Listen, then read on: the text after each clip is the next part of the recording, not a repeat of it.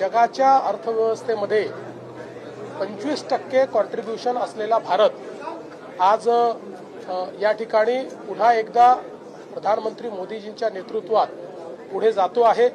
मिलाप केला तर पुन्हा एकदा भारत हा विश्वगुरु होऊ शकतो। रुको जरा सबर करो। मुख्यमंत्री साहेब, तुम्ही जे सांगताय अतिशय चांगली गोष्ट आहे, परंतु सत्य परिस्थिती तशी नाही।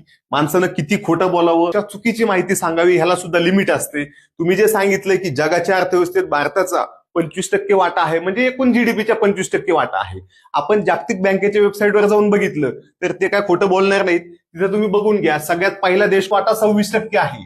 2 नंबर चीन आहे, जे आपल्या 4 पट त्यांची मोठी अर्थव्यवस्था आहे, त्यांचा वाटा 16% आहे। त्यानंतर जर्मनी आहे, त्यानंतर जपान आहे आणि भारताचा वाटा आहे फक्त 3.5% वाटा आपला अर्थव्यवस्थेचा आहे। तुम्ही जी माहिती सांगितली 25% नाही, म्हणजे फक्त 3.5% वाटा जागतिक अर्थव्यवस्थेत भारताचा वाटा आहे।